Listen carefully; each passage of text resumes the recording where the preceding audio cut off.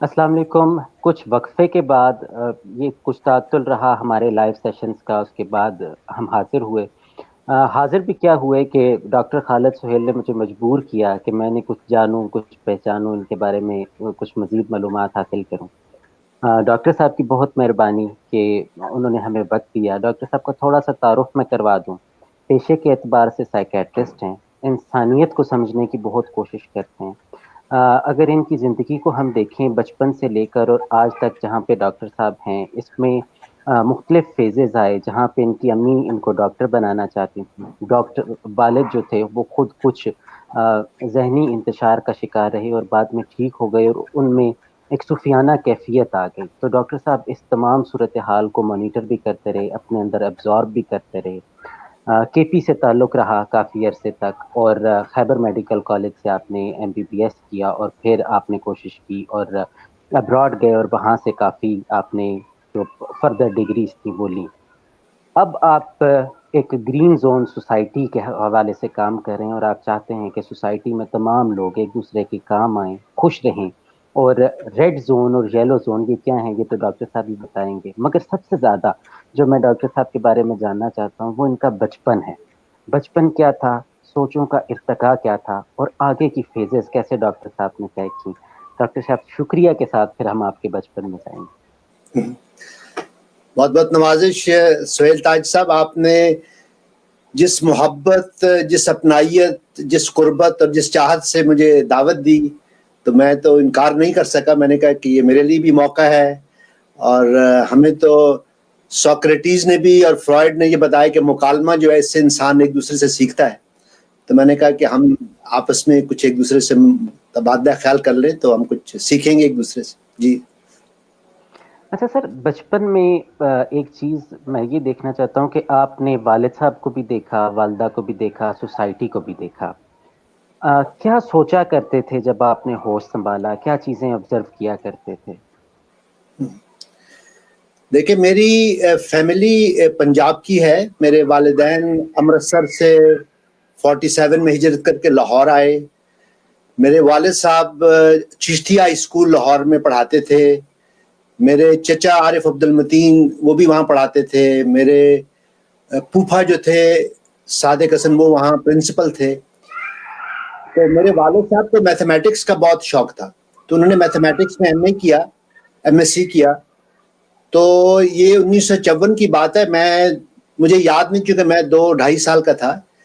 تو کوہاٹ میں ایک کالج کھولا، گورنمنٹ کالج کوہاٹ۔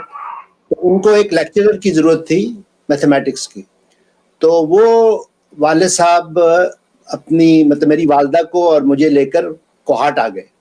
تو جو میری اول بہت جو چائلڈہڈ میموریز ہیں، وہ ایک بہت بڑا سا گھر ہے کوہاٹ میں، ایک بڑا صحن ہے، برآمدہ ہے، کئی کمرے ہیں، اور میں اکیلا ہوں اور ایک ٹرائسیکل ہے۔ اور مجھے نا گلی میں بچوں کے کھیلنے کی آواز آتی تھی، میں باہر جانا جاتا تھا، لیکن میری والدہ بہت فکر مند تھیں کیونکہ ان کا تعلق پنجاب سے تھا، پشتو ان کو آتی نہیں تھی۔ تو وہ گھبراتی تھیں کہ میں اگر باہر گیا تو کہیں کوئی پٹھان اٹھا کے نہ لے جائے، کوئی اس طرح نا۔ تو ایک اب تو مجھے وہ سمجھ آتی ہے، اس وقت بچے ہونے کے ناطے نا میں اس کو نہیں سمجھتا تھا۔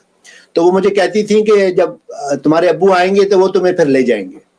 تو والد صاحب جب آتے تھے تو میں ان کے ساتھ بائیسیکل پہ بیٹھ کے تو وہ مجھے سیر کے لیے لے جاتے تھے۔ تو والد صاحب بہت شفیق تھے، بہت مہربان تھے، بہت محبت۔ تو ایک طرح سے میرے والد صاحب میں نرچرنگ مدرنگ زیادہ تھی، اور میری والدہ جو تھی وہ ڈسپلینرین تھی۔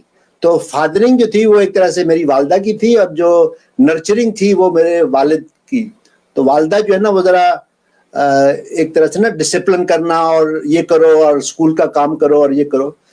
تو والد صاحب ان سے کہا کرتے تھے یہ تو بھی بچہ ہے، آپ اس پہ کیوں اتنی ذمہ داری اور اتنا بوجھ اور اتنا اسکول کا کام، یہ بڑا ہوگا تو ٹھیک ہو جائے گا۔ تو یہ بچپن کی کچھ یادیں ہیں۔ پھر میرے والد صاحب نے یہ سوچا کہ چونکہ میں اکیلا ہوں گھر میں، کیونکہ میری ایک بہن ہے وہ 5 سال کے بعد پیدا ہوئی، تو 4 سال کی عمر میں وہ مجھے کانوینٹ اسکول لے گئے۔ وہ بھی میرے ذہن میں ایک یاد ہے۔ کانوینٹ اسکول ہے، میں پہلی دفعہ ننس کو دیکھ رہا ہوں، وہ بلیک کالے کپڑے پہنی ہیں اور گوری عورتیں ہیں۔ اور جو میری کنڈر گارڈن کی تھی وہ سسٹر برناڈین تھی، مجھے یاد ہے.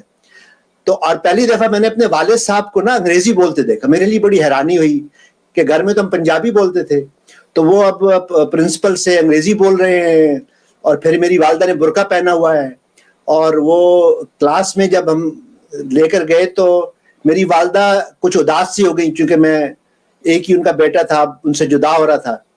تو مجھے یاد ہے سسٹر برناڈین نے ان سے کہا کہ انگریزی میں کہ آپ بے فکر ہیں، اب یہ ہماری ذمہ داری ہے. تو میری والدہ چلی گئیں، وہ مجھے کلاس میں لے گئیں، اور ایک بچی ایک اور لڑکی تھی اس کے ساتھ مجھے بٹھا دیا اور مجھے ایک دو ٹافیاں دے دی، میں نے وہ جیب میں ڈال لی.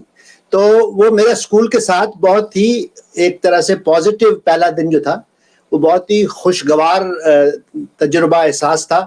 اور میں ایک طرح سے جیسے کہتے ہیں نا، آئی فیل ان لو ود دا اسکول. تو اس کے بعد مجھے اسکول جانا اور بچوں سے کھیلنا، اور تو بہت اچھی خوشگوار یادیں ہیں بچپن کی، اسکول میں بھی اور اس طرح کے بعد. تو یہ ارلی چائلڈہڈ کی یہ فیلنگس. اچھا سر، آپ نے مذہب کو کب فیل کیا کہ ہماری سوسائٹی کا اہم جزو ہے، اور اس کو آپ نے کیسے فیل کیا؟ آپ کی لائف میں اس کے کیا اثرات تھے؟ اچھا، پھر یہ ہم فاسٹ فارورڈ کرتے ہیں تو میرے والد صاحب کا جو آپ نے ذکر کیا، ان کا نروس بریک ڈاؤن ہوا جب میری عمر 10 برس تھی. تو وہ بیمار ہو گئے، اور عجیب و غریب قسم کے ان کے جو تھے نا ایکسپیرینسز تھے. مثال کے طور پہ وہ ایک کمرے میں کھڑے رہتے تھے، اور اب ہم نفسیات کے طور پہ کہتے ہیں کیٹاٹونک سٹیٹ میں 2-4 گھنٹے کھڑے رہتے تھے. یا اگر واش روم گئے ہیں تو 2 گھنٹے گزر گئے اور کچھ آواز نہیں آئی تو والدہ اندر گئیں تو دیکھا وہ اسی طرح کھڑے ہیں.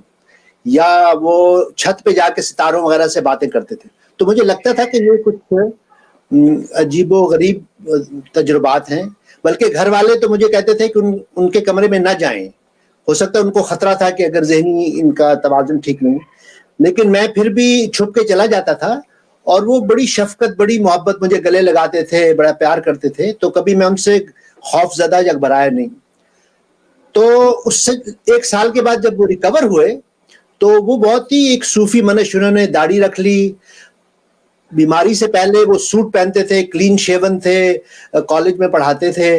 تو پھر انہوں نے کالج سے استعفیٰ دے دیا، شلوار قمیض پہنی شروع کی، مذہب کا، تصوف کا مطالعہ شروع کیا. تو بہت صوفی بنش ہو گئے. تو میں اس ماحول میں پھر میں نے دیکھا 10-11 سال کی عمر میں تو مذہب کا جو ایک طرح سے کوئی فنڈامنٹلسٹ نہیں، لیکن ایک بہت ہی محبت کا، ایک شفقت والا، پیار والا، اپنائیت والا، وہ تو میں ان کے ساتھ پھر جاتا تھا نماز پڑھنے اور ان کے ساتھ روزے رکھنے، اور جو ایک ہمارے ریچولز ہیں. تو جو پہلا واقعہ مجھے یاد ہے جس سے میرے اندر ایک کانفلکٹ پیدا ہوا، ہم پشاور میں، تو پھر کوہاٹ سے ہم لاہور گئے، لاہور سے پھر پشاور، اور میرے والد صاحب ایک ہائی اسکول میں میتھمیٹکس پڑھانے لگے. تو ہم چارسدہ روڈ پر پشاور میں عیدگاہ کے پاس رہتے تھے. تو عیدگاہ میں سال میں تو 2 دفعہ عید کی نمازیں ہوتی تھیں جو میں بھی شامل ہوتا تھا. اس کے اندر ایک باغ سا تھا جہاں ہم فٹ بال کھیلتے تھے سارا سال بچوں کے نا. تو ایک دن میں نے کیا دیکھا کہ بہت سے لوگ، 400-500 لوگ آئے ہیں اور وہ نماز پڑھ رہے ہیں. تو میرے لیے حیرانی کی بات تھی کہ یہ تو عید نہیں ہے تو کیا بات ہے. تو وہاں ایک بابا جی تھے، بزرگ آدمی. تو میں نے ان سے پوچھا کہ یہ کیا کر رہے ہیں، کیوں نماز پڑھ رہے ہیں؟ تو انہوں نے مجھے کہا، بیٹا یہ بارش نہیں ہو رہی بڑے عرصے سے، بہت دھوپ ہے اور لوگ دھوپ سے بہت پریشان ہیں. تو انہوں نے کوئی مشکل سا لفظ یوز کیا، جیسے میرا خیال ہے شاید نماز استسقاء یا ایسا کچھ کہا کہ یہ خاص نماز ہے تو یہ دعا مانگیں گے اور بارش ہوگی. اچھا، زندگی میں نا پہلی دفعہ مجھے بابا جی کی بات اندر دل کو نہیں لگی، مجھے لگا کہ یہ ٹھیک نہیں ہے جو ان کا یہ جو جملہ تھا. تو اگلے دن میں اپنے سائنس کے جو فزکس پڑھاتے تھے اپنے ٹیچر کے پاس گیا. میں نے ان سے کہا کہ اس طرح کل واقعہ ہوا ہے کہ بارش کے لیے دعا مانگی ہے اور بابا جی نے کہا ہے کہ دعا سے بارش ہوگی، آپ کا کیا خیال ہے؟ تو سچی بات ہے ان کے لہجے میں تھوڑا سا تمسخر، تھوڑا سا مذاق سا تھا. انہوں نے کہا، یہ کیا بابا جی نے بتایا، یہ تو دعاؤں سے نہیں ہوتا. پھر انہوں نے مجھے سمجھایا کہ قوانین فطرت ہیں، لاز آف نیچر ہیں، اور انہی قوانین فطرت سے بارش ہوتی ہے, دھوپ آتی ہے, طوفان آتے ہیں, دعاؤں وغیرہ سے. اچھا, اب میرے پاس دو موقف, میرے ٹیچر کا اور میری بابا جی کا. تو میں انتظار کرتا رہی. میری کوئی 11-12 سال عمر تھی. 1 دن 2 دن 4 دن 10 دن 20 دن, اچھا بارش نہیں ہوئی. مجھے پھر بابا جی نظر آ گئے. تو میں بابا جی کے پاس گیا, میں نے کہا بابا جی وہ تو بارش نہیں ہوئی. تو انہوں نے سر ہلا کے بڑی اس سے کہا کہ وہ جو لوگ تھے وہ کچھ اچھے مسلمان نہیں تھے, تو ان کی دعائیں قبول نہیں ہوتی. جو اچھے مسلمان ہیں, نیک لوگ ہیں, ان کی دعائیں قبول ہوتی ہیں. اب یہ پھر میرے دل میں یہ پیدا ہوا کہ اگر اللہ میاں مہربان ہے 70 ماؤں کی طرح, تو بچے مطلب گناہگار ہیں, نیک ہیں, برے ہیں, اس کو تو بارش کرنی چاہیے. تو یہ میں آپ کو سے شیئر کر رہا ہوں, میرے ایک بچے کا جو کانفلکٹ تھا. تو وہاں سے یہ دو ٹریڈیشنز, ایک مذہب کی ٹریڈیشنز جس میں کچھ میریکلز ہیں اور کچھ مطلب ہے کہ معجزے یا کرامات کا تصور, اور دوسری طرف یہ قوانین فطرت ہیں, سائنس ہے. تو یہ ایک آغاز تھا میرے اندر ایک سائنس اور جو ہے مذہب کے حوالے سے. بہت بات میں بچگانہ کر رہا ہوں, لیکن آپ کو بتا رہا ہوں چونکہ آپ بچپن کی باتیں کر رہے ہیں. تو یہاں سے ایک طرح سے میری طرح تجسس کہ سچ کیا ہے, حقیقت کیا ہے, یہ ایک مطلب ہے کہ سبجیکٹو تھنگ ہے یا آبجیکٹو تھنگ ہے. تو اس طرح کی سوچ میرے ذہن میں پیدا ہوئی, اور تو یہ پھر بات آگے بڑھی. اچھا, میں نے یہ دیکھا ڈاکٹر صاحب کہ آپ ہمیشہ جو سوچتے ہیں وہ بیان کرتے ہیں, کبھی میں نے یہ نہیں دیکھا کہ آپ چیزوں کو چھپاتے ہوں. یہ جس طرح کے خیالات ہیں, ان کو پاکستانی سوسائٹی کے اندر ایکسپریس کرنا کافی مشکل ہو جاتا ہے, لوگ آپ کو گمراہ سمجھنا شروع کر دیتے ہیں. تو کیا آپ ہمیشہ سے ایکسپریسو رہے ہیں اور اس طرح کے خیالات کو بھی بیان کرنے میں؟ اس حوالے سے دو شخصیات ہیں جنہوں نے مجھے متاثر کیا. پہلی شخصیت جو ہے وہ سعادت حسن منٹو کی ہے. تو میں ہائی اسکول میں نے منٹو کو پڑھنا شروع کیا, ان کے افسانے, اور ان کی افسانے تو اپنی جگہ, لیکن ان کا جو مزاج تھا, جو شخصیت تھی, مجھے یہ لگا کہ سعادت حسن منٹو نے ایک منافق ماحول کو چیلنج کیا. میں نے ان کا پڑھا کہ لکھتے ہیں کہ اگر میں شراب پیتا ہوں تو منہ میں الائچی نہیں ڈالتا کہ لوگوں کو شراب کی بو نہ جائے, اور اگر میں ویشیا کے پاس ریڈ لائٹ ایریا میں جاتا ہوں تو میں مفلر لپیٹ کے نہیں جاتا کہ لوگوں سے چھپ کے جاؤں. اچھا, اب مزے کی بات یہ ہے کہ میرے والد اور چچا سعادت حسن منٹو کا اس لیے ذکر کرتے تھے کہ وہ امرتسر میں اسی گلی میں رہتے تھے. میرے چچا اور والد اور منٹو اسی علاقے میں رہتے تھے. بلکہ میں نے یہ بھی سنا کہ وہ ایک زمانے میں منٹو اپنے علاقے کے بدماش بھی مشہور تھے, کہ یہ بدماش ہے اور ان کا ایک ٹولہ ہے, اور مطلب بڑے اس طرح کے دبنگ قسم کی چیز تھے. دوسرا یہ ہوا کہ جب میرے چچا جان عارف عبد المتین لاہور سے پشاور ملنے آئے, تو میری والدہ نے ان سے کہا کہ آپ کا جو بھتیجا ہے یہ آپ کی شاعری پڑھتا ہے اور افسانے لکھتا ہے اور مضامین لکھتا ہے, اور تو انہیں میرے بارے میں تفصیل سے بتایا. تو وہ بہت, ان میں بھی بڑی شفقت تھی. وہ پشاور کے گرینز ہوٹل, ایک ہے صدر میں گرینز ہوٹل ہے, وہ مجھے وہاں لے گئے اکیلے, اور میں کوئی ٹین ایجر تھا, میں میڈیکل سکول میں تھا. تو مجھے کہتے ہیں کہ بیٹا بتاؤ. تو میں نے ان سے کہا کہ جی میں مذہب میں بہت انٹرسٹ تھا, اور میں ایک عربی کا قرآن لے آیا تھا, اور چونکہ عربی مجھے آتی نہیں تھی تو میں تراجم کی کتابیں لے آیا. تو میں نے مولانا ابو العلا مودودی کا, غلام احمد پرویز کا, مرزا غلام احمد کا, ابوالکلام آزاد کا, علامہ اقبال کا, تو یہ میں کوئی 4-5 سال مختلف قرآن کے تراجم تفاسیر میں پڑھتا رہا. تو میں نے پھر اپنے چچا جان سے کہا, پہلے شخص تھے کہ میں نے انہیں کہا کہ یہ سب میں نے پڑھا ہے, دوسرے مذاہب کی جو نا روایات کو پڑھا ہے, تو میں اندر سے سمجھتا ہوں کہ میں اب مذہب سے دور ہٹ گیا ہوں, اور میں نے خدا کو خدا حافظ کہہ دیا ہے. اچھا, میرا یہ خیال تھا کہ وہ کہیں گے کہ بیٹا یہ دور ہے, سب اس سے گزرتے ہیں, تم واپس اسلام کی طرف آ جاؤ گے, تمہیں مذہب کی حقانیت کا پتہ چل جائے گا, یہ تو ایک نوجوانی کا باغی دور ہے. لیکن انہوں نے یہ نہیں کہا. انہوں نے مجھے کہا کہ بیٹا میں تمہارا چچا ہوں, اور میرے ایک چچا ہے جو بعد میں ملا ان سے, میرے دادا کے بھائی. وہ کہنے لگے تمہارے جو دادا کے بھائی تھے وہ 60 سال کی عمر میں دہریہ ہوئے تھے, اور میں 40 سال کی عمر میں دہریہ ہوا تھا, اور تم تو اب 20 سال کی عمر میں ہی تم نے یہ راستہ اختیار کر لیا ہے, تو میں بڑا حیران ہوا.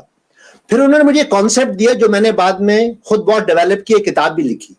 وہ کہنے لگے بیٹا ہر قوم, ہر معاشرے, ہر سماج میں دو طرح کے لوگ ہوتے ہیں. ایک ہے روایتی اکثریت, ٹریڈیشنل میجورٹی, یہ روایت کی شرح پہ چلتے رہتے ہیں ساری عمر, اس میں ان کو سکون ملتا ہے. اور دوسرا گروپ جو ہے وہ تخلیقی اقلیت ہے, کریٹو مائنورٹی, وہ اپنے من کی مطلب ہے کہ پگڈنڈی پہ چلتے ہیں. تو تم جو ہے نا یہ من کی پگڈنڈی والے ہو, لیکن میں تمہیں سمجھاؤں کہ جو آپ کا جواب اس حوالے سے میں دے رہا ہوں, انہوں نے کہا کہ بیٹا یہ پشاور ہے, یہاں پٹھان, یہاں پختون, یہاں سماج جو ہے نا بہت روایتی ہے, تو تم خاموش رہو. ابھی یہ باتیں مجھ سے کر لی ہیں لیکن اور کسی سے مت کہو. جب میڈیکل کالج کر لو, میڈیکل اسکول, تو پھر تم کسی مغربی ممالک, کسی سیکولر ملک چلے جانا, Norway, Denmark, Australia, New Zealand, Canada. وہاں جاؤ گے تو پھر تم ان خیالات کو کھل کر اظہار کر سکو گے. یہاں تم یا جیل چلے جاؤ گے یا مار دیے جاؤ گے یا کوئی فتویٰ دے دے گا یہ وہ. تو میں نے ان کی رائے یا ان کے مشورے پر عمل کیا, تو میں پاکستان میں خاموش رہا. میرے 2-4 دوست تھے, بلکہ ان کے ایک کی تو میں تلاش کر رہا ہوں, افتخار بنگش ڈاکٹر تھے, وہ مجھے غلام احمد پرویز کی کتابیں, وہ معراج انسانیت اور پرویز طاہرہ کے خطوط اور سلیم کے خطوط, میں مطلب ہم پڑھتے رہتے تھے لیکن کھل کر میں نے ان کا اظہار نہیں کیا. تو وہاں خاموش رہا. جب میں پاکستان سے نکل آیا, خاص طور پہ کینیڈا, میں کوئی 24-25 سال کا تھا, تو پھر آہستہ آہستہ میں نے اس کا برملا اظہار, تو دل میں تو تھا, دوستوں کو پتا تھا, لیکن میں کھل کر جو ہے اپنے خیالات کے ساتھ نہیں آیا. ٹھیک ہے. اچھا, آپ نے تصوف کو بھی سمجھا, اس پہ کتاب بھی لکھی, تو تصوف اور مذہب کو آپ نے کیسا پایا ان کا جب آپ نے کمپیریزن کیا؟ سہیل تاج صاحب, اب میں یہ سوچتا ہوں کہ پچھلے 3000 سال میں جو روایات ڈیولپ ہوئی, انسانوں نے جو روایات تھی, تو میں اس کو 4 حصوں میں بانٹتا ہوں. ایک ہے مذہبی روایت. تو جو مذہبی روایت ہے, میں سمجھاؤں کہ اس میں ایران کے جو تھے زرتشت, جو مونوتھیسٹک ٹریڈیشن کا ایک حوالہ زرتشت کا ہے, زرتشترا کا ہے, اور وہ روایت جو ہے وہ مڈل ایسٹ میں بہت پاپولر ہوئی. تو میں جوڈائزم, کرسچینٹی اور اسلام کی روایت کو زرتشت کے ساتھ ملا کر دیکھتا ہوں. یہ وہ ٹریڈیشن ہے جس میں کہا گیا کہ جی ایک خدا ہے اور وہ آسمانی ایک طرح سے ریولیشنز ہیں, خدا نے نیکی اور بدی کا راستہ دکھایا ہے, تو انسانوں کو چاہیے کہ وہ اس الہامی کتابوں پہ مطلب اس کو فالو کریں. یہ نیکی کا راہ ہے, اگر یہ نہیں ہوگا تو پھر وہ گناہ گار ہوں گے اور پھر جنت دوزخ خریب. تو یہ ایک روایت میں سمجھتا ہوں کہ خدا کا کانسیپٹ, اور ایک آرگنائزڈ ریلیجن جس کو ہم کہتے ہیں. جو دوسری روایت ہے وہ میں سمجھتا ہوں, اس کو میں جوڑتا ہوں بدھا اور ہندوستان, اور یہ جو روایت ہے جس میں آرگنائزڈ ریلیجن کا کانسیپٹ نہیں ہے, لیکن بعض روحانی روایت میں کہ یہ جو مادی چیزیں ہیں, دنیا کی مادی چیزیں, اس کے مقابلے میں ہمارے داخل کا جو سچ ہے, ہمارا جو ذاتی سچ ہے, یا اگر ہمارا خدا کے ساتھ یا ایک ہائر پاور کے ساتھ ایک ذاتی ٹچ ہے, اس میں مولوی, ربائے, پادری کو علیحدہ کر دی جاتا ہے. یہ جو انسٹیٹیوشنل ریلیجن ہے, اس سے علیحدہ کر کے آپ کی ذات ہے, اور آپ کا ایک اگر جو بڑی طاقت کے ساتھ کاسمک کانشسنس کہیں یا خدا کہیں یا اللہ کہیں, اس کے ساتھ ایک ڈائریکٹ کانٹیکٹ ہے. تو یہ ایک میں اس کو سمجھتا ہوں روحانی روایت ہے. تیسری روایت جو ہے وہ اس کو میں یونان سے جوڑتا ہوں. تو سقراط, بقراط, ارسطو, جو تھے افلاطون, انہوں نے logical thinking, rational thinking, scientific thinking, philosophical thinking, قوانین فطرت کو جاننا, یہ اس کو میں تیسری روایت کہتا ہوں.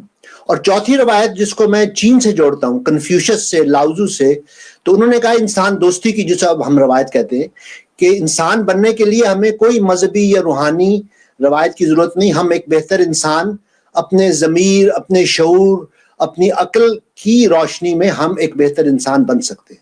یہ ایک, تو میرا جو سفر ہے وہ روحانی سے, مذہبی روایت سے روحانی روایت, روحانی سے سائنٹیفک روایت, اور سائنسی روایت سے انسان دوستی کی روایت. تو اگر میں اپنے 60 سالہ زندگی کو کروں تو میں اس کو ان 3-4 حصوں میں, جو ایک پروگرس, میری پروگرس ہے, وہ مذہبی سے روحانی, روحانی سے سائنسی, اور سائنسی سے انسان دوستی کی جو روایت ہے. تو اب یہ جو انسان دوستی کی روایت ذرا مختلف ہے, وہ کنفیوشس, لاؤزو کی, اس کو میں کلاسیکل ہیومنزم کہتا ہوں, اور اب ایک ماڈرن ہیومنزم ہے جس میں ڈیموکریسی, جس میں سوشلزم, جس میں سیکولرزم اور روایتیں بھی آ گئی ہیں قریب. لیکن بنیادی طور پہ جو فرق مجھ میں اور باقی, میں آپ کو, کیونکہ آپ سے بہت کھل کے بات ہو رہی ہے, میرا جو فرق ہے باقی جو نہ ماننے والے ہیں, دہریے جو ہیں, جو ایتھیسٹ یا ایگنوسٹکس یا فری تھنکرز یا کامونسٹ یا انارکسٹ جو ہیں, ان سے فرق یہ ہے, وہ یہ سمجھتے ہیں کہ انسان دوست آپ اس وقت ہو سکتے ہیں جب آپ ایک دہریہ ہو.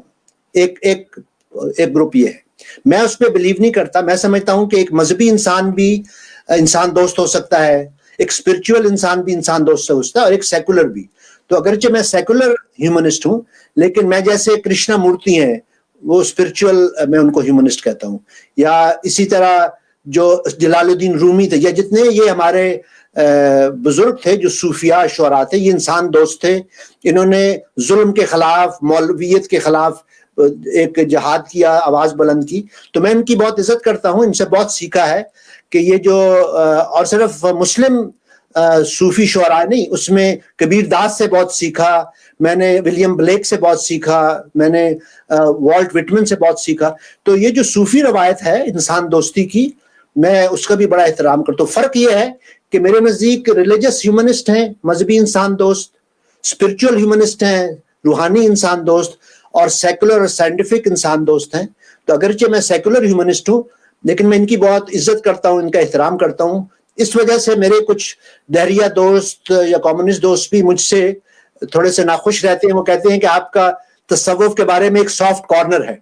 تو یہ جو پکے دہریہ ہے نا, وہ میری جو روحانیت کے ساتھ ایک میرا قربت ہے, اس پہ وہ تھوڑے سے نالاں بھی ہوتے ہیں. لیکن بہرحال میں نے کبھی اس کا مطلب برا نہیں مانا, ان کی اپنی روایت ہے. تو مطلب ہے, تو یہ بہرحال میں نے آپ سے کھل کر بات کر دی. یعنی کوئی بھی آپ سے خوش نہیں ہے, اس طرف والے لوگ بھی اور اس طرف والے بھی. وہ کسی کا شعر ہے کہ زاہد تنگ نظر نے مجھے کافر جانا, اور کافر یہ سمجھتا ہے مسلمان ہوں میں, لیکن یہ میں ڈائلاگ پہ بلیو کرتا ہوں. تو ان کے ساتھ ایک مکالمہ جو ہے نا, میں سمجھتا ہوں کہ مکالمہ جاری رہنا ایک بہت عمدہ بات ہے. تو طاہر بلوچ صاحب سر ہمارے ساتھ موجود ہیں, قاسم علی شاہ فاؤنڈیشن کے ساتھ ان کا کافی تعلق رہا, موٹیویشنل اسپیکر ہیں. یہ جی آپ سے جی بات کچھ کرنا چاہ رہے تھے یا سوال پوچھنا چاہ رہے ہیں؟ جی طاہر ضرور صاحب. جناب. سر ڈاکٹر صاحب میری آواز آ رہی؟ جی آ رہی جی. سر سب سے پہلے تو آپ کا شکریہ کہ آپ نے ٹائم دیا. جی اور جی. میں سر آپ سے واقف ہوں ہم سب کے حوالے سے. اچھا. ہم سب میں آپ کو باقاعدگی سے پڑھتا ہوں, اور وہاں میرے بھی کوئی 16-17 آرٹیکل جو ہیں وہ شائع ہو چکے ہیں بجان جی مسعود صاحب کے پاس. جی. تو وہاں سے میں آپ کو مسلسل کافی عرصے سے پڑھ رہا ہوں, آپ کی ہر تحریر مطلب میری نظر سے گزر رہی ہے. یہاں پہ نا سر 2 طرح کے سوال میرے پاس ہیں. ایک تو سر یہ ہے کہ چونکہ آپ ہیومن سائیکالوجی کے حوالے سے تھرو آؤٹ بات کرتے رہے ہیں, لوگوں کے خطوط بھی آپ نے وہاں پہ شائع کیے, ان کے مسائل کے حل بھی بتائے. تو میں ایک معاشرے کا فرد ہوتے ہوئے, اور مجھے جو تھوڑی سی ایک پہچان ملی, اس کی وجہ سے میرے پاس جو چیزیں سمجھنے اور سیکھنے کی کے دورانیے میں جو میرے پاس چیزیں پہنچ رہی ہیں یا میرے سامنے ہو رہی ہیں, میں پاکستان کی بات کر رہا ہوں کہ یہاں پہ معاشرتی ناانصافیوں کی وجہ سے لوگ سٹریس کی طرف جا رہے ہیں, اور وہ سٹریس ان کو بہت ساری اور بیماریوں کے ساتھ جوڑ رہی ہے, جس میں بلڈ پریشر ہے, جس میں کچھ اور بیماریاں بھی ہیں. تو یہ رہا ہے کہ معاشرے کے اندر کچھ جو چیزیں ناانصافی والی ہیں جن کی وجہ سے یہ سب کچھ ہو رہا ہے. اب اس میں لوگ ایک سٹریس کی طرف جا رہے ہیں, تو ایک تو ہم اس میں سے کیسے باہر نکل سکتے ہیں؟ یعنی کلی طور پہ تو معاشرے کو انصاف کے رستے پہ لانا یا چیزوں کو اسٹریم لائن کرنا وہ ہمارے دائرے سے باہر ہے, اپنے حصے کا کردار ادا کر سکتے ہیں. لیکن اس نے لوگوں کی جو ذہنی صحت ہے اس کے اوپر بہت برے طریقے سے اثر کیا ہے. ایک تو یہ بڑا ایک پہلو ہے پورے کا پورا. تو اس میں میں آپ سے جاننا چاہوں گا کہ آپ کیا ایڈوائز کرتے ہیں کہ ہم ان چیزوں کو کیسے لے کے چلیں. ایک میرا سوال یہ ہے, اور ساتھ ہی میں دوسرا سوال بھی بیان کر دیتا ہوں. دوسرا یہ ہے کہ جو 30 سال سے کم عمر کے لوگ ہیں, اور وہ لڑکیاں جو 30 سال سے کم عمر ہیں اور ابھی اپنی لائف کو سیٹل کرنے کی پوزیشن میں ہیں, ان کے ہاں والدین کے ساتھ اختلافات کی ایک بہت بڑی داستان ہے. یعنی پیرنٹس بچوں پہ دباؤ ڈال رہے ہیں, بچے پیرنٹس کے درمیان ایک کمیونیکیشن گیپ یا اس کو جنریشن گیپ کا نام دے دیں. یہ دونوں طرح کے گیپس ہیں جو مجھے بہت کامن دائیں بائیں سے ہر دوسری محفل میں سننے کو یا معلومات میں آ جاتے ہیں. کہ 30 سال سے جو کم عمر کے بچے بچیاں ہیں ان میں سے پارٹیکولرلی وہ جن کی ابھی شادیاں نہیں ہوئی وہ سیٹلمنٹ کے فیز میں ہیں, والدین ان سے تنگ ہیں, بچے والدین سے تنگ ہیں. تو یہ درمیان میں ایک گیپ آیا ہوا ہے ان کے درمیان. اب یہ جو پارٹیکولر یہ ایج فیکٹر ہے, ان کو یا اس ایشو کو کیسے ایڈریس کیا جا سکتا ہے؟ بہت شکریہ. جی نوازش, آپ کے دونوں سوال بلوچ صاحب بہت اہم ہیں اور بہت زندگی کے ساتھ جڑے ہوئے ہیں اور حقائق کو ریفلیکٹ کر رہے ہیں. سہیل تاج صاحب نے ابھی ذکر کیا تھا اپنے انٹروڈکشن میں گرین زون فلسفی کا. میرا موقف یہ ہے کہ تعلیم جو ہے, ایجوکیشن جو ہے, وہ لوگوں کی سوچ, ان کی زندگی کو بدلنے میں بہت اہم رول ادا کرتی ہے. اور یہ تعلیم, میں صرف اسکول کی تعلیم نہیں کہہ رہا جو ہم کلاس روم میں کرتے ہیں, یہ تربیت بھی, تعلیم بھی, ان کو آگہی کہ زندگی کے بارے میں جانکاری, کہ زندگی کے مسائل کیا ہیں, ہم اس کو کیسے سمجھ سکتے ہیں. تو نفسیات کی جو ٹریڈیشن ہے, بدقسمتی سے بہت سی کتابیں لکھی گئیں, وہ بہت ہی مشکل زبان میں, بہت ہی گنجلک زبان میں, بہت ہی ایسا ٹرمینالوجی یوز کی جو بیچارہ ایک عام آدمی اس کو نہیں سمجھتا. تو ہم نے جو گرین زون فلسفی کا آغاز کیا, میں نے پہلے انگریزی میں کتابیں لکھیں اور ہم سب پہ جو مجھے خطوط آتے تھے اور میں ان کو انگریزی کی کتاب بھیجتا تھا تو وہ کہتے تھے کہ ہم انگریزی نہیں پڑھ سکتے, ہمیں اردو میں.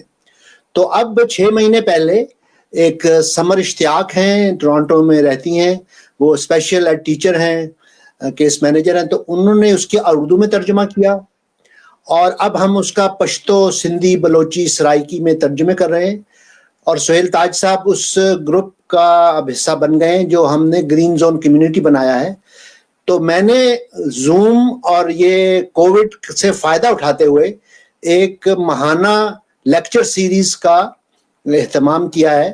تو ہر مہینے کی آخری سیٹرڈے کو میں ایک لیکچر دوں گا. تو یہ جو بلوچ صاحب کا سوال ہے وہ اس کو ہم ایڈریس کریں گے آہستہ آہستہ.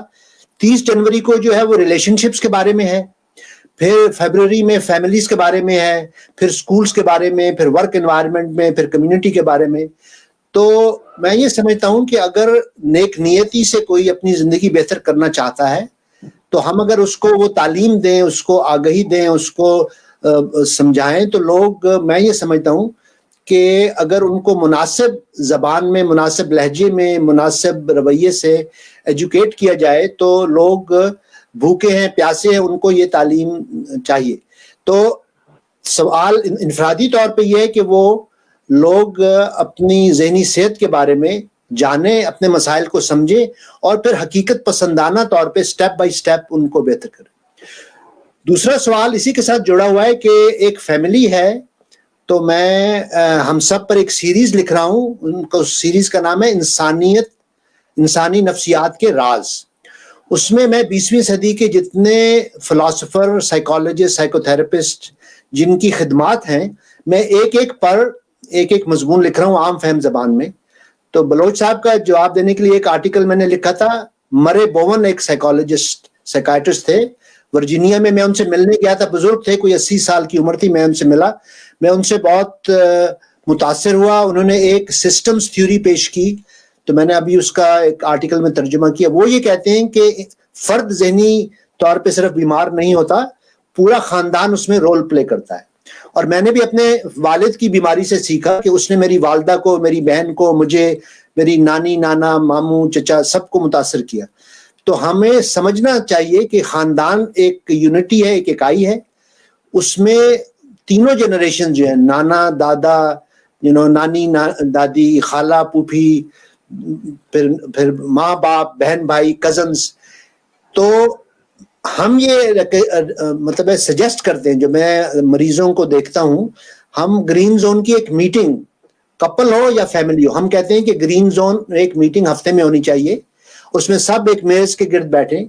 مغرب میں ایک روایت تھی کہ آپ جو کرسچنز تھے وہ چرچ سروس کے بعد اتوار کے دن آ کر ڈنر اکٹھے کرتے تھے نانی کے گھر, اور بیٹھ کر ایک آپس میں تبادلہ خیال کرتے تھے. تو میں سمجھتا ہوں کہ ایک کسی بھی خاندان کا مل کے ہفتے میں کم از کم ایک دفعہ کھانا کھانا اور آدھ گھنٹہ گفتگو کرنا, بچوں سے پوچھنا, بچوں سے دوستی کرنا اور بچوں کے مسائل کو سننا, تو تو لسننگ جو ہے بچوں کے مسائل کو سننا, ان کے بڑے جینوئن مسائل ہیں, ان کی جو مثال کے طور پہ ہارمونل چینجز ہیں. جب بچہ جوان ہوتا ہے تو مجھے نہیں پتا اب کیا حالات ہے, جب میں پشاور میں تھا اور زنانہ اسپتال میں, تو بیچاری بچیاں تھیں, وہ جوان ہوتی تھی, ان کو حیض آنا شروع ہوتا تھا, کوئی بتاتا نہیں تھا کہ حیض آنا کیا ہے, تم اب بالغ ہو گئی ہو. بچے ہیں, نوجوان ہیں, ان کو ویٹ ڈریمز آ رہی ہیں اور ان کو نہیں. تو ہمیں اپنے بچوں کو, نوجوانوں کو جو ہے نا, ان کو دوست بنا کے, بجائے ان پر غصہ اور ان پر روب اور مطلب ان کو کہا کہ جی تم جو ہو گستاخ ہو, بے ادب ہو, تم ہماری روایت کا احترام نہیں کرتے. یہ میں جب مفتی صاحب کی بات کر رہا تھا, انہوں نے بھی یہ کہا کہ عقیدت کی بجائے محبت جو ہے, دوستی جو ہے, وہ ایک بہتر ہے. تو میں یہ کوشش کرتا ہوں کہ فیملیز کو ایک ٹول دیا جائے. ہر خاندان کا اپنا مسئلہ ہے, ان کو کچھ نفسیاتی ٹولز دیے جائیں کہ جب بچے آپ پر اعتراض کریں, سوال کریں, تو آپ کس طرح تحمل سے, بردباری سے, پیار سے ان کو گلے لگا کے کہیں بیٹا اس طرح نہیں, میں تمہاری عزت کروں گا, تم میری عزت کرو. تو جو میوچل ریسپیکٹ کا پہلو جو ہے, میں سمجھتا ہوں وہ اگر خاندان میں پیدا ہو جائے تو کمیونیکیشن بہتر ہو جائے. اور یہ گرین زون تھراپی میں یہی ہے کہ گرین زون کمیونیکیشن اسی وقت ہوتی ہے جب فریقین جانبین دونوں گرین زون میں ہوں. جب ایک بہت ہی غصہ, نفرت, تلخی میں آئے اور بہت ہی تو وہ مزاج حالات کو خراب کر دیتا ہے. تو سوال آپ کے بڑے ہیں, میں مختصری جواب دے سکتا ہوں, لیکن میری خواہش ہوگی کہ جو آپ کے دوست مزید سیکھنا چاہیں وہ ہمارے گرین زون سیمینارز, 6 سیمینار ہیں ہر مہینے کے آخری سیٹرڈے کو. سہیل تاج صاحب آپ کو ڈائریکٹ کر سکتے ہیں, وہ بہت کارآمد ہوں گے. اور اس میں ہم اور سپیکرز کو بھی بلا رہے ہیں, میں خود بھی بولوں گا اور 2-3 اور سپیکرز کو بھی بلواؤں گا, تاکہ ایک ایجوکیشنل سسٹم فورم بنائیں. جیسے آپ کا ایک گروپ ہے, ہم ایک ایٹماسفیئر کریٹ کرنا چاہتے ہیں جہاں لوگ ذہنی صحت کے بارے میں سوال کریں, اس کے بارے میں ڈائلاگ کریں اور ہم سب ایک دوسرے سے سیکھیں. تو یہ میرا مختصر سا جواب ہے. جی سہیل تاج صاحب. سر جو مذہب کے حوالے سے اور تصوف کے حوالے سے ہماری بات چل رہی تھی, اس کو تھوڑا سا آگے بڑھاتے ہیں. ہمارے ہاں سب سے زیادہ جب اس قسم کی بات ہوتی ہے اور گفتگو آگے بڑھتی ہے تو لوگ ایگزسٹنگ کے بارے میں پوچھتے ہیں, ایگزسٹنس کے بارے میں, ارتقاء کے بارے میں, دنیا کیسے وجود میں آ گئی, اور ان کا جواب مذہب سے شروع ہو کر مذہب پر ہی ختم ہوتا ہے. تو آپ کے لیے کیا ایگزسٹنس یا یہ دنیا کیسے وجود میں آ گئی, یہ چیزیں کبھی امپورٹنس نہیں رکھی انہوں نے, یا اس کے لیے کوئی تخلیق کار کی ضرورت, اس کا جواب دینے کے لیے آپ کو نہیں لگا کہ کوئی ہونا چاہیے جس نے یہ سب کچھ بنایا؟ دیکھیں, یہ جو سوچ ہے کہ ہر چیز جو موجود ہے اس کا کوئی خالق ہونا چاہیے, یہ ایک ہمارا ایک تصور ہے کہ ہم جو دنیا میں مادی چیزیں دیکھتے ہیں کہ اگر کمپیوٹر ہے تو کمپیوٹر کسی نے بنایا ہوگا, اگر گھڑی ہے تو گھڑی بنائی ہوگی, کسی نے کھانا بنایا ہے تو کھانا بنایا. تو یہ ایک سوچ ہے کہ جو چیز موجود ہے وہ کسی کی بنائی ہوئی ہے, مطلب ہے. اب جب آپ فلسفیانہ اس پہ جاتے ہیں تو پھر سوال یہ اس نے برٹن رسل نے اس سوال کو آگے بڑھایا کہ اگر خدا موجود ہے تو پھر اگر دنیا کو خدا نے بنایا, خدا موجود ہے, تو پھر خدا کو کس نے بنایا؟ تو اب یہ سوال آگے بڑھتا ہے. تو اب وہ کہتے ہیں کہ نہیں جی خدا کو کسی نے بنایا, خدا خود ہی آ گیا. تو بلکہ خدا کا بھی ہے خود ہی آ گیا. تو وہ پھر کہتے ہیں اگر خدا خود آ گیا تو یہ کائنات کیوں خود نہیں آ گئی, تو یہ لائن آف تھنکنگ. دوسری لائن آف تھنکنگ جو ہے وہ اگر ہم اسٹیون ہاکنگ کو پڑھیں کہ اسٹیون ہاکنگ نے اپنی کتاب دا گرینڈ ڈیزائن میں کہا کہ حالانکہ اسٹیون ہاکنگ نے ایک زمانے میں اپنی جوانی میں اپنے اس میں جو بگ بینگ کی تھیوری ہے کہ جناب یہ کائنات تھی اور اس کا ایک لمحہ میں وجود آیا, اور اگر آپ مزید اس کو آگے ہم اگر اب سائنسی گفتگو کرتے ہیں کہ یہ جو ہماری کائنات ہے, اب 20ویں صدی میں ہمیں پتا چلا کہ یہ کائنات پھیل رہی ہے, ہماری جو کائنات ہے یہ پھیل رہی ہے. تو اگر یہ پھیل رہی ہے تو ایک خاص سپیڈ سے پھیل رہی ہے. یہ ہمیں اس وقت تک پتا نہیں چلا تھا جب تک کہ ہوبل HUBBLE پتہ نہیں کیسے اسپیل کرتے ہیں, اس نے جو ٹیلیسکوپ بنائی تو کائنات میں کچھ نیبولی کہتے تھے کیونکہ وہ واضح نہیں تھی. تو اس ٹیلیسکوپ سے پتا چلا کہ وہ اور کائناتیں ہیں, ہم ایک کائنات میں ہیں, ہم ایک گیلیکسی میں ہیں, دنیا میں کائنات بہت وسیع ہے, اور ہماری جو زمین ہے یا ہمارا جو گیلیکسی ہے وہ ان گیلیکسی سے دور ہٹ رہی ہے, ہماری کائنات پھیل رہی ہے. جب انہیں یہ پتا چلا تو انہوں نے پھر معکوس اور پیچھے کی طرف گئے کہ کب یہ کائنات شروع ہوئی, تو اس سے ان کو اندازہ ہوا کہ جس سپیڈ سے یہ کائنات پھیل رہی ہے وہ 13.7 بلین ایئرز پہلے یہ کائنات کی آغاز یا پیدائش اگر اس کو کہیں. اب سوال اس میں دلچسپ یہ تھا کہ کائناتیں پھیلتی ہیں, ایک لیول تک پھیلتی ہیں, پھر وہ سکڑنا شروع ہوتی ہیں. جب وہ سکڑتے پھر کئی ہو سکتا ہے کئی ہزار سال لاکھ سال بن جائے. پھر انہوں نے جو بلیک ہولز کا تصور پیش کیا کہ پھر وہ بلیک ہول میں پوری کائنات جذب ہو جاتی ہے, غائب ہو جاتی ہے, پھر اس سے ایک نئی کائنات پیدا ہوتی ہے. تو اب میں یہ بڑا سوفسٹیکیٹڈ مشکل ہوا ہے, میں اس کو آسان فہم زبان میں کہہ رہا ہوں کہ لاکھوں کائناتیں ہیں, وہ بیک وقت پھیل رہی ہیں, پھر وہ سکڑ رہی ہیں, پھر وہ بلیک ہولز میں چلی جاتی ہیں, پھر اس سے نئی پیدا ہوتی ہیں. تو جیسے ہماری زندگی ہے کہ ہم جوان ہوتے ہیں, پھر ہمارے بچے ہوتے ہیں, پھر وہ جوان ہوتے ہیں, پھر ان کے بچے ہوتے ہیں. تو اگر کوئی کہے کہ جی اس انسان کو, خالد سہیل کو یا سہیل تاج کو کس نے پیدا کیا, تو ہم کہہ سکتے ہیں جی میری یہ ماں ہے, یہ باپ ہے. لیکن انسان کو کس نے پیدا کیا, تو یہ نسل در نسل ہم پیدا ہو رہے ہیں. اسی طرح کائناتیں جو ہیں وہ پھیل رہی ہیں, وہ سکڑ رہی ہیں, وہ بڑھ رہی ہیں, کچھ بہت چھوٹی ہیں وہ جلدی مر جاتی ہیں, کچھ بڑی ہوتی ہیں. تو اس وجہ سے یہ جو کانسیپٹ تھا کہ ایک ہی کائنات ہے اور اس کا ایک ہی خالق ہے اور وہ ایک ہی خاص معینہ وقت ہے, اب سائنس اس کو اس حوالے سے نہیں دیکھتی. دوسری جو ایوولوشن کی بات آپ نے کی, اس میں میرا خیال اب تک جو مجھے ایک ایفیکٹو کہیں یا ایک ہی اچھی زبان میں اچھے معقول طریقے سے جس کو واضح کیا گیا, وہ میرا خیال ہے ہراری کا, جو یووال ہراری کی جو کتابیں ہیں, جو سیپینز بھی ہے, ہومو ڈیس بھی ہے, اب ان کے 21ویں صدی کے 21 پرنسپلز ہیں. تو میں سمجھتا ہوں کہ ہمارے موجودہ دور میں, اب سٹیون ہاکنگ تو بیچارے فوت ہو گئے, تو میں سمجھتا ہوں کہ 20ویں صدی میں, پچھلی ربع صدی میں سٹیون ہاکنگ کی سائنسی اور یووال ہراری کی جو سماجی نفسیات اور ارتقاء کی باتیں ہیں, یہ ایک طرح سے علم کو آگے بڑھانے یا نئے خطوط پہ سوچنے کی بات ہے. لیکن علم بڑھ رہا ہے. ہم تو دیکھیں تاج صاحب, بنیادی بات یہ ہے کہ ہم جتنا جانتے ہیں اس سے زیادہ نہیں جانتے. ہم صرف زندگی کا کچھ 5% جو ہے نا اس کے راز جانتے ہیں. ابھی 95% راز ہم پر منکشف نہیں ہوئے. وہ نفسیاتی بھی ہیں, وہ روحانی بھی ہیں, وہ سائنسی بھی ہیں, وہ رشتوں کے بھی ہیں. فرق یہ ہے کہ ہم ان رازوں کو جاننے کے لیے ایک کشادہ ذہن رکھیں. کسی فلاسفر نے کہا تھا کہ human minds are like parachutes, they work only when they are open. ہم اگر اپنے ذہن کو, دل کو کھلا رکھیں اور نئی چیزوں کو سیکھنے کے لیے آمادہ رہیں تو ہم سیکھتے جائیں گے. مذہبی روایت کی جو ایک بدقسمتی یہ ہے کہ ہم ماضی کی طرف دیکھتے ہیں. ہمیں لگتا ہے کہ آج کے مسائل کا حل ماضی میں کسی بزرگ, کسی فلاسفر, کسی اوتار نے دیا ہے, اور وہ بزرگ ہے, میں ان کا ہمیشہ احترام سے نام لیتا ہوں. تمام ہمارے جو علم ہے وہ اجتماعی ورثہ ہے. ہم سب روایتوں کے وارث ہیں. بطور انسان کے میں افریقہ کی روایت کا, یورپ کی, ایشیا کی, مسلم روایت کا, میں نے جو ان سرچ آف وزڈم میں 35 ایپیسوڈز کیے جو یوٹیوب پر ہے, اس میں کنفیوشس سے لے کے سٹیون ہاکنگ تک تمام روایتوں, تمام مذاہب, تمام جو ٹریڈیشنز ہیں, ہم سب اس کے وارث ہیں. ہر ایک میں دانائی کی باتیں, یہ سب دانائی کی باتیں ہیں. فرق یہ ہے کہ وہ دانائی کی بات انہوں نے اس دور کے سائنسی, نفسیاتی, سماجی چیزوں کو سامنے رکھ کر ایک ایکسپلینیشن دی. اب میں واپس روحانی روایت کی طرف آتا ہوں.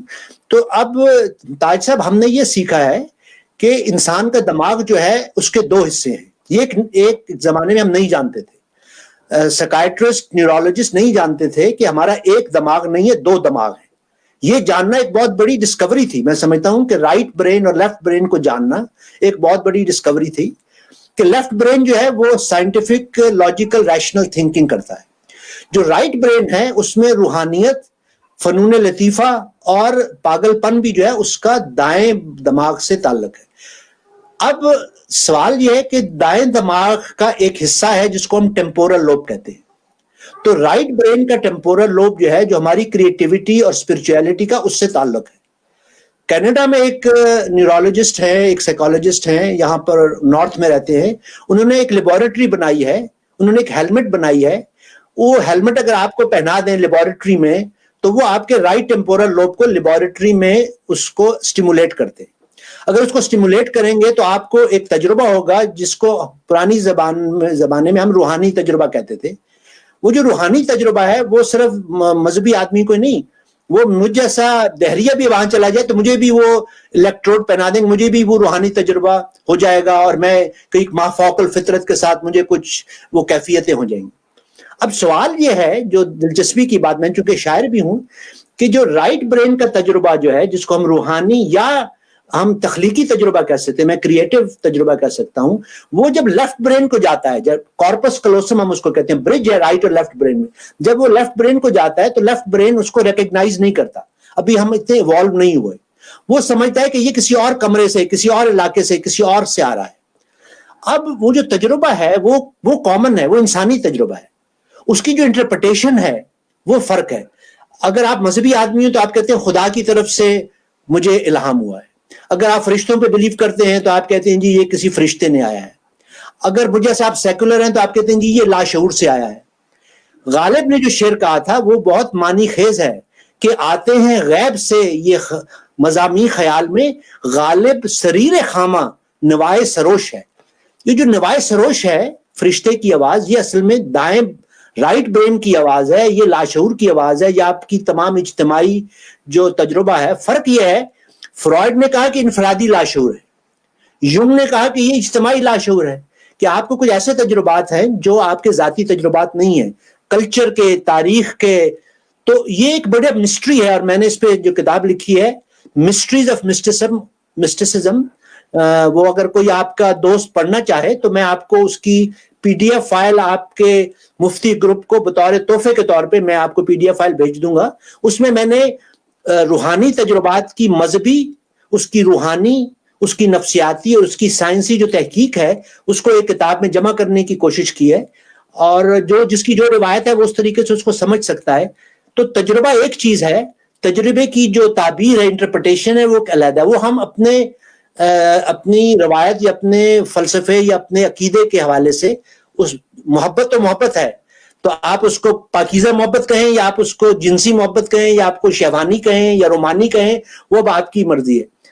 اسٹیفن ہاکنگ نے فرمایا کہ ماڈل ڈیپینڈنٹ ریالٹی ہے, جو حقیقت ہے اس کو ہم ایک خاص اینک سے, ایک خاص نقطہ نظر سے دیکھتے ہیں, اور وہ نقطہ نظر اس تجربے کو ایک خاص معنی دیتا ہے.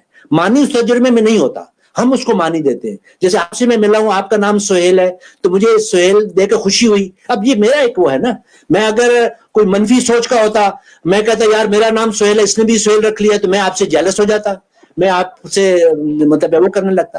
تو یہ ایک محبت, پیار, اپنائیت, یہ رشتے میں نہیں, یہ ہم اس میں ڈالتے ہیں. تو میں یہ سمجھتا ہوں کہ ہم اب ارتقاء کے اس مقام پہ آ گئے ہیں بطور انسانیت کے, کہ ہمارا ضمیر, ہمارا شعور. ڈاکٹر صاحب ایک بات میں یہاں پہ, سوری آپ بات منقطع ہو رہی ہے. دیکھیں آپ کی تھیوری سے ہم ایگری کرتے ہیں for the sake of argument. پتہ نہیں, مجھے تو اتنی چیزوں کا پتہ نہیں, مگر کہتے ہیں کہ ٹھیک ہے وہ اسٹیمولیٹ ہو گیا برین. اچھا, اگر برین اسٹیمولیٹ ہو گیا تو وہ انبیاء جنہیں ہم انبیاء کہتے ہیں, یا وہ اولیاء جنہیں ہم اولیاء کہتے ہیں, یہ برین ان کا بھی اسٹیمولیٹ ہوا ہوگا اور ان کو یہ چیزیں پتہ چلی ہوں گی اس تھیوری کو لیتے ہوئے. تو کیا آج کے سائنسی دور میں وہ اسٹیمولیشن ختم ہو گئی ہے؟ وہ انبیاء, وہ شعور, وہ آگاہی اب کیوں نہیں آ رہی لوگوں کے اندر؟ نہیں, ایسی بات نہیں ہے. جو آگہی ہے, میں اس لیے اس کو کریٹیوٹی کہتا ہوں.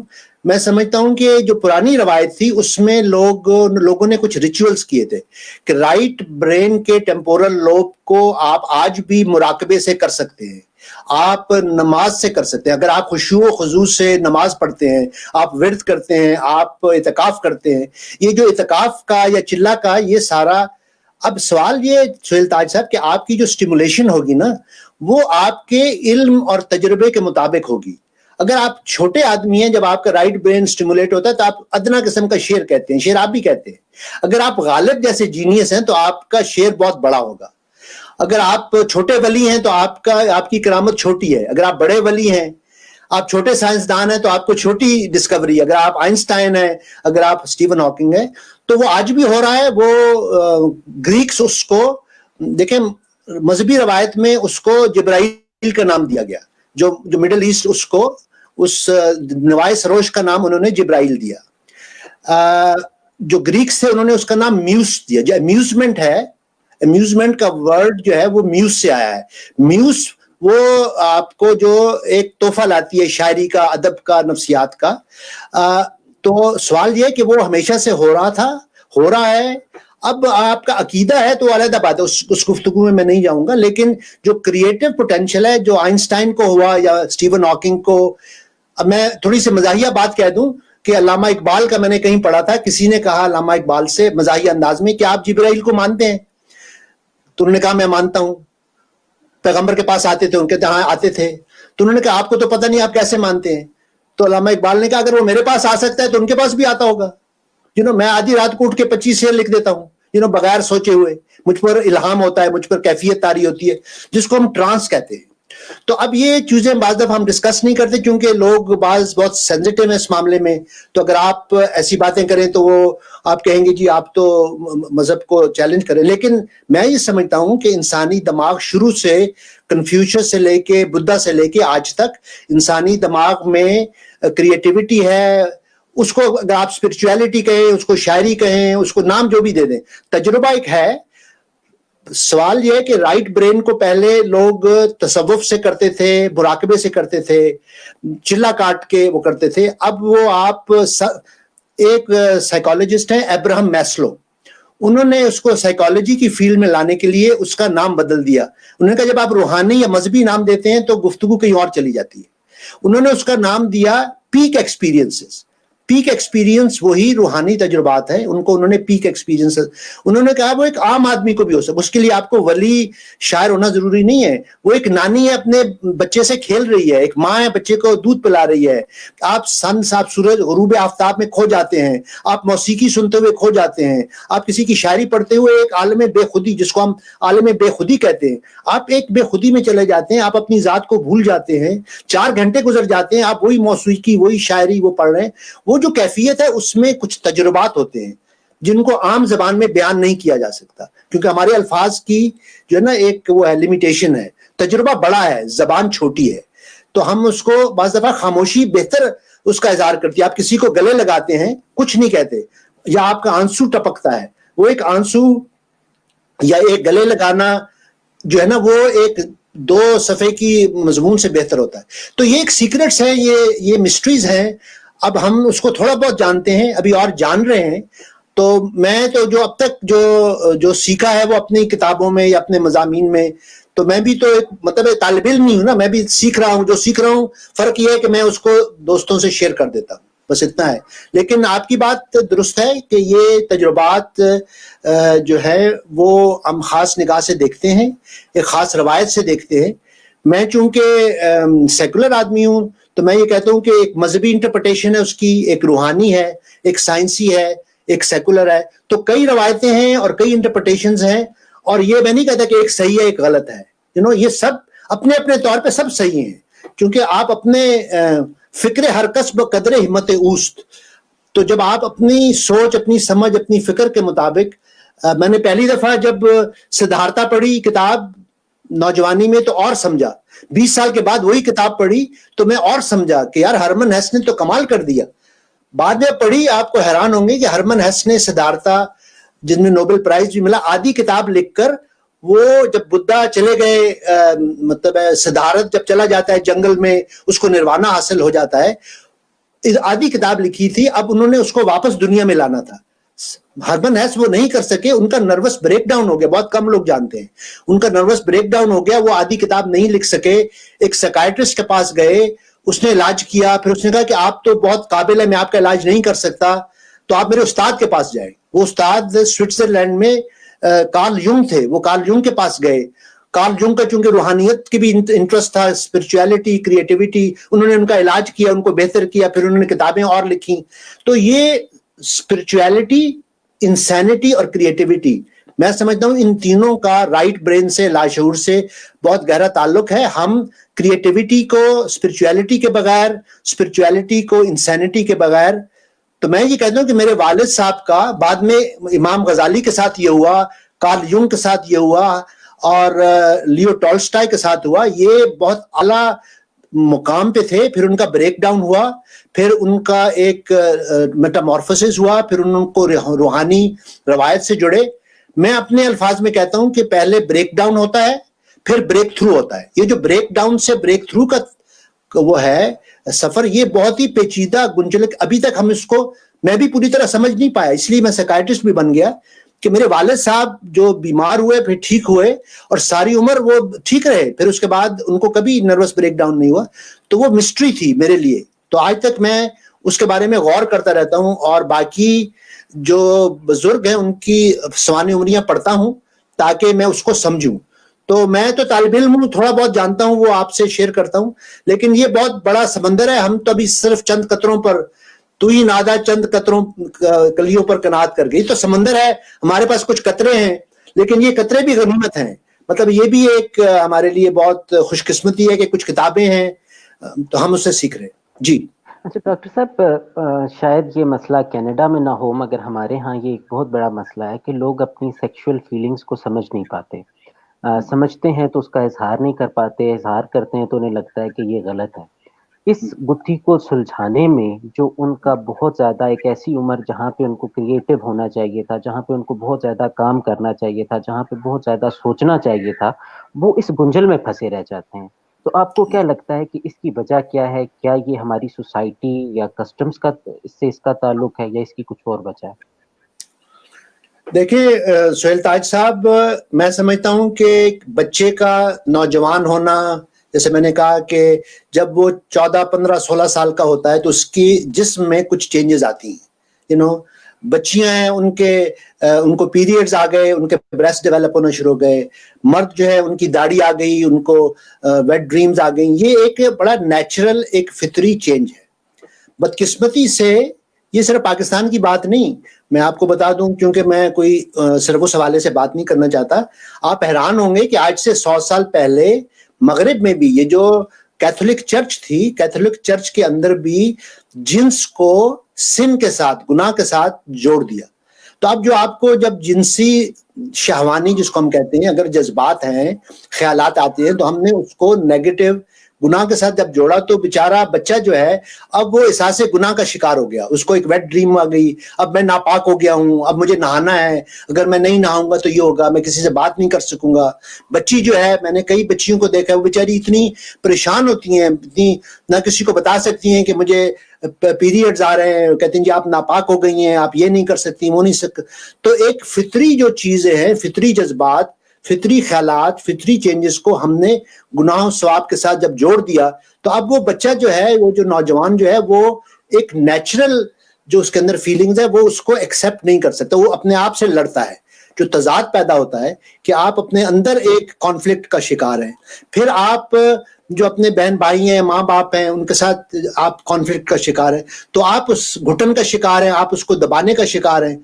تو فرائڈ نے ہمیں یہ بتایا 100 سال پہلے کہ وینا میں بھی یہی حال تھا. جو آج جو ہمارے تھرڈ ورلڈ کنٹریز ہیں، یورپ بھی اسی پروسیس سے گزرا ہے. تو فرائڈ نے کہا کہ جو نفسیاتی مسائل ہیں، اگر آپ سیکشل فیلنگز کو ایکسیپٹ نہیں کرتے، آپ اس کو اکنالج نہیں کرتے، آپ اس کو ریپریس کرتے ہیں، تو وہ آپ کے نفسیاتی تضادات، نفسیاتی مسائل، اس دور میں ہسٹیریا تھا، اب تو ہسٹیریا نہیں ہے اتنا، لیکن اس دور میں ہسٹیریا کا جو نوجوان لڑکیوں کا مسئلہ تھا، اس کا اس نے یہی جنسی جذبات کے ساتھ. تو میں سمجھتا ہوں کہ سیکس ایجوکیشن جو ہے، بچوں کو بتانا کہ یہ نارمل چیزیں ہیں، یہ آپ اس کو ایکسیپٹ کریں. اب اس پر عمل آپ کیا کرتے ہو، ایک ذاتی آپ کا وہ ہے، آپ مطلب ہے شادی کرتے ہیں، آپ اس کا کس طرح اظہار کرتے ہیں. اسی حوالے سے ہم ماسٹربیشن پہ بات نہیں کرتے، ہم مشت زنی پہ بات نہیں کرتے کہ بچوں کا جو، اگر آپ کو مواقع میسر نہیں ہے کہ آپ کا ایک سیکشل پارٹنر ہے، آپ کی بیوی یا شوہر نہیں ہے، یا آپ کا کوئی پارٹنر نہیں ہے، تو آپ کیسے اپنے جنسی جذبات کا ایک اظہار کریں، اس کو کیسے کریں. تو میں سمجھتا ہوں کہ یہ سیکس ایجوکیشن کے بغیر اس کی ذمہ داری ماں باپ پر بھی ہے, اساتذہ پر بھی ہے, بزرگوں پر بھی ہے کہ کتابیں جو ہے نا, مطلب ہے ہمیں کچھ کتابیں لکھنی ہیں, ہمیں کچھ بچوں کو ان کی زبان میں بتانا ہے. ہم کب تک بہشتی زیور پہ ٹرسٹ کریں گے؟ میں بھی جب ٹین ایجر تھا تو مجھے بہت سنے کہا جی آپ بہشتی زیور پڑھیں اور یہ ہوگا وہ ہوگا. تو وہ ٹھیک ہے, بہشتی زیور اپنے دور کی کتاب ہوگی, اس دور کے بزرگ ہوں گے, لیکن میں سمجھتا ہوں کہ آج کے دور میں ہمیں بہشتی زیور سے تھوڑا آگے جانا ہے اور ماڈرن میڈیسن, فزیولوجی بچوں کو بتانا, ان کے ساتھ بیٹھ کے بات چیت کرنی کہ یہ ایک جینوئن مسائل ہیں. یہ جو بلوچ صاحب نے کہا کھل کے ہم نہیں کہتے, لیکن بزرگوں اور بچوں میں جو ایک ٹینشن ہے وہ سیکشولیٹی کی ہے. ہم نے اپنے بچوں کو سیکس کے بارے میں بات چیت کرنے کا موقع نہیں دیا, تو وہ غلط بات ہے. وہ ہم نے سہیل تاج صاحب, کیونکہ یہ موضوع میرے دل کے قریب ہے, ہم نے ایک نیچرل سیکشولیٹی کو پورنوگرافی, فحاشی اور اس کے ساتھ جوڑ دیا ہے. یہ دو مختلف چیزیں ہیں. میں بھی اس کے حق میں نہیں ہوں کہ آپ مطلب ہے کہ آپ ایسے بھی لوگ ہیں جو سیکشول پرابلمز کا شکار ہے, پرورشنز کا شکار ہے, سیکشول ایڈکشن کا شکار ہے. ہم نفسیاتی طور پہ ان کا علاج کرتے ہیں, لیکن ہمیں نیچرل سیکشولیٹی کو, نارمل سیکشولیٹی کو ایب نارمل سیکشولیٹی سے جدا کرنا ہے. یہ بہت اہم نقطہ ہے. اور ہمارے جو بزرگ ہیں یا اساتذہ ہیں یا ہمارے رائٹرز ہیں, تاج صاحب ہمارے پاس الفاظ نہیں ہیں. ہمارے پاس ویسٹ نے انگریزی زبان میں, مغرب کی زبانوں نے نارمل فزیولوجی کو اور گالی کو فرق ہے. مطلب ہے اگر میں بچے اگر آپ کی سنیں, میں ایسی باتیں نہیں کرنا چاہتا, لیکن وہاں ہمارے ہاں گالی اور ہمارے ہاں نارمل سیکشولیٹی میں کوئی فرق نہیں رہا. ہم جب جنس کی بات کرتے ہیں تو اس میں بے حیائی اور بے غیرتی آ جاتی ہے. ہم ریسپیکٹفلی جنسی جذبات, جنسی تعلقات پر گفتگو ابھی نہیں, ہمارے پاس وہ ووکیبلری نہیں ہے. تو میں آہستہ آہستہ خود بھی میں نے الفاظ کچھ بنائے ہیں, چنے ہیں, تاکہ ہم اس پہ بات چیت کر سکیں. تو یہ بڑا ٹاپک ہے, اہم ٹاپک ہے, لیکن میں سمجھتا ہوں کہ ایجوکیشن جو ہے وہ ذریعہ ہے ہم نوجوانوں کے ساتھ جڑنے کا, اور عام فہم زبان میں. وہ بڑے بڑے دقیق نہیں, وہ بعض رائٹرز بھی ہیں, مجھے ان سے بھی شکایت ہے, وہ دانشوری جھاڑتے ہیں. دانشوری نہیں جھاڑنی. یہاں پر ہمارا زندگی کے مسائل کو سمجھنا ہے. تو میں آپ دیکھیں, میں ہم سب پہ جو لکھتا ہوں میں عام فہم زبان میں لکھتا ہوں, تاکہ گریڈ 8 کا, گریڈ 10 کا جو بچہ ہے, نوجوان ہے, وہ اس کو سمجھ سکے. تو یہ میرا ایک طالب علمانہ یا ایک جو ہے نا ایک درویشانہ میرا نقطہ نظر یہ ہے. جی سہیل تاج. اچھا سر, یہ ممتاز مفتی کا فورم ہے, آپ کی ممتاز مفتی سے ایک ملاقات رہی, اگر ہمارے دوستوں کو وہ ملاقات کا ذکر بتا دیں کہ کیسے ہوئی, کیا باتیں ہوئی. جی میں اسلام آباد آیا تھا, مجھے انور زاہدی نے بلایا تھا, میں ان کے پاس رکا. انہوں نے منشا یاد کو فون کیا کہ ڈاکٹر خالد سہیل کینیڈا سے آئے ہوئے ہیں. تو منشا یاد نے بڑی محبت سے دوستوں کو بلایا, اور وہ جو دوست جو بزرگ تھے اس میں مفتی صاحب بھی تھے. وہ بڑی شفقت سے, میں ان سے پہلے نہیں ملا تھا, ان کا ذکر سنا تھا, ان کی کتابوں کا ذکر سنا تھا, میں ان کو دل سے ان کا احترام کرتا تھا, لیکن میرے اندر, میں بطور طالب علم کے ان کو بزرگ سمجھتا تھا, تو میرے اندر تھوڑی سی میں بنیادی طور پہ شرمیلا انسان ہوں, میں شائع ہوں, تو مجھے ذرا ہچکچاہٹ ہوتی ہے. وہ خود بڑھ کے مجھے ملے, اور وہ مجھے جانتے تھے, میری چیزیں انہوں نے پڑھی تھیں, مجھے بڑے پیار سے اپنے پاس بٹھایا, باتیں کی. انہوں نے کہا آپ تو سائیکائٹرسٹ ہیں. پھر ان کی دو باتیں جو میں نے آپ سے پہلے ذکر کیا, جو مجھے اب تک یاد ہیں, جو مجھے جن کو کہتا ہوں ورڈز آف وزڈم, ان کی باتیں دانائی کی باتیں تھیں. اور پہلے بات انہوں نے مجھے کہی کہ آپ افسانے لکھتے ہیں, کہانیاں لکھتے ہیں, تو آپ جو پروفیشنل تجربہ ہے سائیکائٹرسٹ ہونے کا, سائیکالوجسٹ ہونے کا, اس کو بھی آپ فوکس کریں اور اپنے تخلیقی کریٹو رائٹنگز میں ان تجربات کو یوز کریں. انہوں نے مجھے ایک آئیڈیا دیا جو بہت ہی ایک قیمتی آئیڈیا تھا. دوسرا انہوں نے کہا کہ بچے اور شاگرد جو ہے نا وہ عقیدت سے پیش آتے ہیں, وہ آپ کو احترام دیتے ہیں. انہوں نے کہا یہ عقیدت بھی فاصلہ پیدا کرتی ہے, اصل رشتہ محبت کا ہے. تو انہوں نے کہا کہ بچوں سے ہمیں زمین پہ بیٹھ کے, پوتے پوتیوں سے, نواسے نوازیوں سے, بچوں کے ساتھ کھیلنا چاہیے, تاکہ وہ ہم سے خوف زدہ نہ ہوں. بزرگوں سے خوف جو ہے وہ کوئی اچھی بات نہیں ہے, عقیدت بھی فاصلہ پیدا کرتی ہے. یہ بہت دانائی کی بات تھی. میں نے اس کو سنا, اس کو سمجھا, بلکہ میں اس پہ عمل کرتا ہوں. میرے بھانجی بھانجے جو ہیں وہ میرے ساتھ بہت میری عزت بھی کرتے ہیں، لیکن ہمارا ایک دوستی کا بھی رشتہ ہے. تو میں نوجوانوں سے بڑے پیار محبت اپنائیت سے ملتا ہوں. یہ ڈاکٹر سہیل اور بزرگ اور سفید بال اور اس کو میں اتنا وہ نہیں دیتا. یہ بات میں نے اوروں سے بھی سنی، لیکن مفتی صاحب نے بھی یہ بات کی تو میں ان کو ایک مرد دانا سمجھتا ہوں. وہ بہت ہی وائز آدمی تھے اور میں نے ایک مختصر ملاقات تھی، لیکن وہ ایک قیمتی ملاقات تھی جو میں میری ایک فونڈ میموریز میں وہ شامل ہے. تو اس وجہ سے جب آپ نے کہا کہ اس فورم کا تعلق مفتی صاحب سے ہے تو میں بڑے شوق سے میں نے آپ کی دعوت قبول کی. نوازش. سر ایک آخری سوال کہ آپ کے کچھ اوپینینز ہیں، آپ کی کچھ بلیفس ہیں، آپ کا ایک مطلب اپنے ایک ایولیوشن سے گزرے اور آپ نے ایک سوچ اپنائی، میں نے ایک اپنی سوچ اپنائی، ہو سکتا ہے ہمارے جو ساتھی سن رہے ہوں ان کی کچھ اور سوچ ہو.